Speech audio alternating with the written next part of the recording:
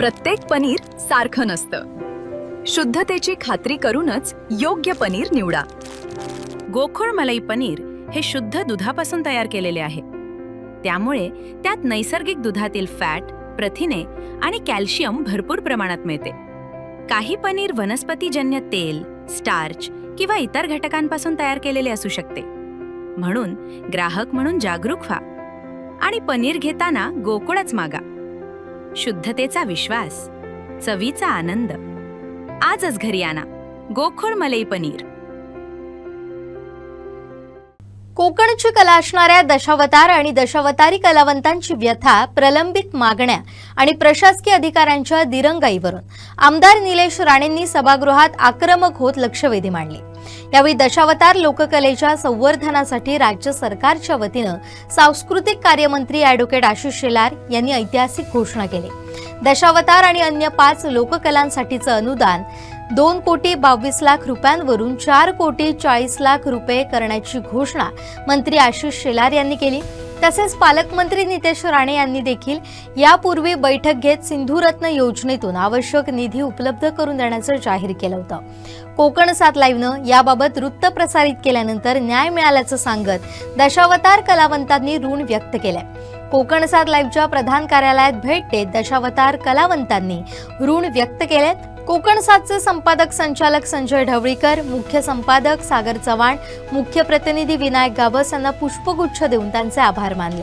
आज आम्हा समस्त दशावतार कलाकारांच्या जीवनातील सुवर्णाचा क्षण आज उदयाचे लिहायला म्हणायला हरकत नाही। याचे कारण आज विधानसभेत पावसाळी अधिवेशनात लक्षवेधी सूचना म्हणून आमदार श्री निलेश राणे यांनी जी सूचना मांडली, विषय मांडला, तो आमचा जवळजवळ 1.5 वर्षापूर्वी प्रलंबित राहिलेला विषय होता आणि तो दशावतार कलाकारांसाठी अतिशय आवश्यक होतो।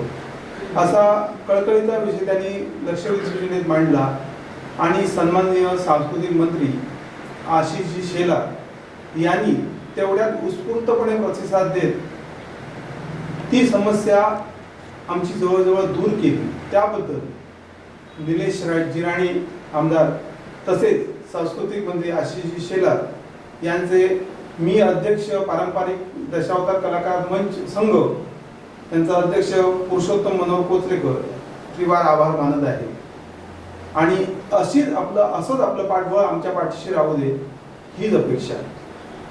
खरंच अध्यक्ष कोचरेकर यांनी म्हटल्याप्रमाणे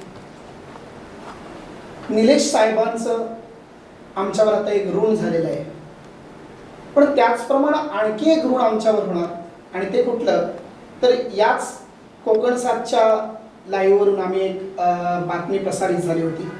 सांस्कृतिक मंत्री सन्माननीय आशिषजी शेलार साहेब यांचे मी संपूर्ण दशावतार कलाकारांमार्फत अभिनंदन आणि आभार मानतो। त्याप्रमाणे आमचे सिंधुदुर्ग जिल्ह्याचे पालकमंत्री नितेश राणे साहेब यांचे आभार मानतो। त्याप्रमाणे अगदी आज उत्स्फूर्तपणे मांडलेली लक्ष सूचना सन्माननीय आदरणीय निलेश राणे साहेब यांचे आभार मानतो।